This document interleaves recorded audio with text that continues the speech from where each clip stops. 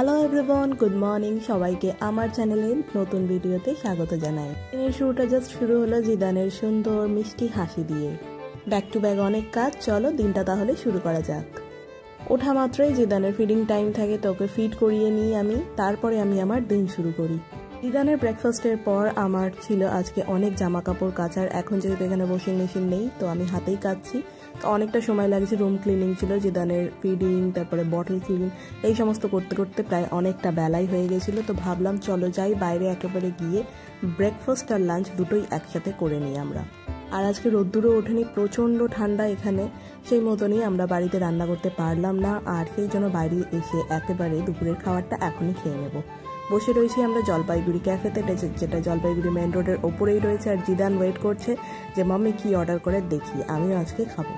এই দোকানটা যেহেতু প্রত্যেক দিন আসি আমরা, প্রায় দিনই আসা যাওয়াতে চেনা জানা হয়ে গেছে, সেই মতনই জিদানকে সবাই এসে আদর করে। আর এখন আমি অর্ডার দিয়েছিলাম একটা ভেজ স্যান্ডউইচ, আর অরিজিৎ অর্ডার দিয়েছিল একটা ভেজ পিৎজা। সকাল থেকে যেহেতু অনেকগুলো কাজ ছিল, ভীষণ খিদে পেয়ে গিয়েছিল, আর একদম সময় পাইনি আমি বানানোর। সেই মতন স্যান্ডউইচটা খাওয়ার পরেও আমার খুব একটা পেট ভরেনি। আর অরিজিৎ এই পিৎজা খেয়েছে, আমি পিৎজা কোনো দিনই খাই না, তারপরেও খুব একটা পেট ভরেনি, খুবই স্মল ইন কোয়ান্টিটি ছিল। তারপরে আমরা একটা কম্বো অর্ডার করেছিলাম, এখানে ভীষণ ভালো বানায় এরা, 2 পিস চিলি চিকেন দিয়ে সামান্য ভেজ ফ্রাইড রাইস দেয়, আর এটা খেতে খুব টেস্টি হয়। তো আমরা এটা অর্ডার করে দুজনে শেয়ার করে খেলাম, বেশ পেট ভরে গেল। এরপরে আমরা নিয়েছিলাম দুজনে 2টো কফি। খাওয়া দাওয়া সেরে আমরা বাড়িতে এলাম। বাড়িতে এসে জিদানের জন্য আমি বানিয়ে নিলাম গরম গরম সবজি দিয়ে খিচুড়ি। আমরা একেবারে পেট ভরে বাইরে থেকে খেয়ে এসেছি, যাতে দুপুরে আর খিদে না পায় সেই মতন করে।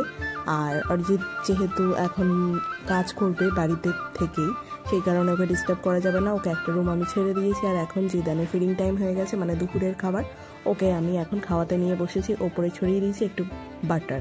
দুপুরে খাওয়া দাওয়া তোর হয়ে গেল, এরপরে ছিল ওর জুস খাওয়ার সময়। তো আমি ওকে সুন্দর অরেঞ্জ জুস বানিয়ে দিয়েছিলাম, সেটাকে ওকে খাওয়ালাম। অল্টারনেট ডেজ করে আমি ওকে ফ্রুট জুসটাকে আমি খাওয়াই নিয়মিত, একেবারেই বন্ধ যায় না, যেখানেই থাকি না কেন, যে কোনো ফলের রস এইগুলোকে বাচ্চাকে কন্টিনিউ করে যেতে হয়, এগুলোতে বাচ্চাদের শরীরে ইমিউনিটি বাড়তে থাকে।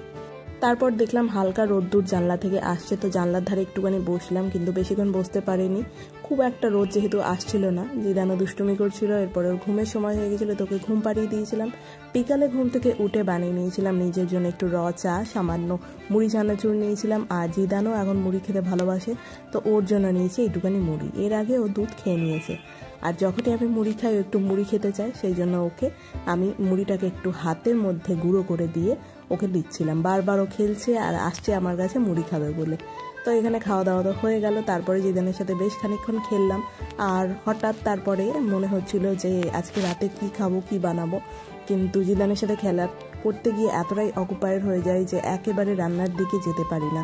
যেহেতু অরিজিতের কাজ থাকে, ও সবসময় জিদানকে ধরতেও পারে না, আর এখন তো জিদানকে স্ট্রোলারে আটকে রাখাও যায় না, তো একা এটা ম্যানেজ করা ভীষণ ডিফিকাল্ট হয়ে উঠছে। জানি না কী করবো এরপরে, ধীরে ধীরে ম্যানেজ তো করতে হবে, করতে পারবো না বলে সেটা তো হয় না। এতদিন যেরকম ম্যানেজ করছিলাম সেরকমভাবেই অন্য কোনো উপায় ম্যানেজ করতে হবে। যাই হোক, খেলাধুলা তোর হয়েই গেল, প্রায় অনেকক্ষণ আমি ওর সাথে সময় কাটালাম। তারপরে অরিজিৎ বলল চলো আজকে আমরা বাইরে গিয়ে এগরোল খাই, কারণ প্রচণ্ড ঠান্ডা এই সময় তুমি কি রান্না করবে, কারণ ওকে নিয়ে আমাকে অনেকটা সময় যেহেতু দিতে হয়। সেই মতন আমি একটু রেডি হলাম, রেডি হয়ে একেবারে বাড়ির সামনেই রয়েছে আমাদের জায়গা, সেইখানে আমি যাব। তার আগে আমি জিদানকে কিন্তু ফিড করিয়ে নিয়েছিলাম, যেহেতু 8:30 বাজে এখন, ও তো 8:30 থেকে 9টার মধ্যে ডিনার খেয়ে নেয়, সে মতন আমি ওকে পেট ভরিয়ে ভাত খাইয়ে নিয়ে গেছিলাম, আর দুবেলাতেই ও ভাত খায়। এইরকম মোটা জ্যাকেটগুলো এইখানে আমি ভেবেছিলাম লাগবে না, কারণ আমি এটা দিল্লিতে কিনেছিলাম, ওইখানে ঠান্ডাতে এই ধরনের পাফ জ্যাকেট অলওয়েজ পরতে হতো, কিন্তু এখানে আসার পরে ভাগ্যিস আমি নিয়ে এসেছিলাম, তো এত শীতে এটাই কাজে দিচ্ছে। চলো তোমাদেরকেও নিয়ে যাই, দেখাই যে এখানে জায়গাতে কীরকম রোল পাওয়া যায়। লিফটে করে নামার সময় জিদানের খুব মজা লাগে, এই যে এই লিফটটা নিচের দিকে নামছে, এই চেঞ্জটা, মুভমেন্টটা আর কি জিদানের খুব পছন্দ। নেমে আমরা বেরিয়ে টোটো করে একটুখানি গেলাম, একদম বাড়ির সামনেই, প্রায় 200 মিটার দূরে আর কি বলা যায়, কিন্তু আমি হেঁটে যাচ্ছিলাম না, এত ঠান্ডাই লাগছিল যে পারিনি আর জিদানকে নিয়ে হেঁটে যেতে। সেই মতন টোটো করে আমরা গিয়ে পৌঁছলাম জায়গাতে। জায়গা মেনলি এইখানে বিরিয়ানি, মানে দম বিরিয়ানির জন্য স্পেশাল, কিন্তু এখানে খুব ভালো রোলও পাওয়া যায়। তো আমরা অর্ডার দিয়ে বসেছিলাম আর জিদানকে একটুখানি গান চালিয়ে দিয়েছিলাম দেখার জন্য, কারণ এত ছটফট করছিল যে আমি কন্ট্রোল করতে পারছিলাম না। তো ও দেখছিল, আমরাও গল্প করছিলাম। আর সুন্দর রিপাবলিক ডের জন্য ডেকোরেশনও করা হয়েছে এখানে। তারপরে গল্প করতে করতে চলে এলো আমাদের গরম গরম রোল। আর আজকে রাতে আমাদের এটাই ডিনার ছিল, কারণ আমি তো বাড়িতে রান্না করিনি।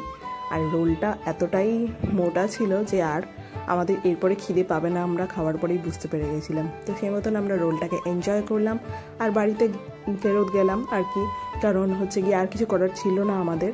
আর জিদানেরও ফিডিং হয়ে গিয়েছিল, মানে ডিনার খাওয়া হয়ে গেছিলো। এরপরেও একটাই ফিড নেয় ঘুমানোর আগে, 1 আউন্স মিল্ক খায়, সেইটাকে ওকে খাইয়ে দিয়ে আমরাও দিনটাকে এন্ড করলাম। তো বন্ধুরা, আজকের ভিডিওটা এখানে এন্ড করছি। দেখা হচ্ছে আগামীকাল নতুন ভিডিওতে। ততক্ষণ সকলে ভালো থাকবেন, আর আমার চ্যানেলে নতুন হলে চ্যানেলটি সাবস্ক্রাইব করতে ভুলবেন না। তো bye, good night, take care.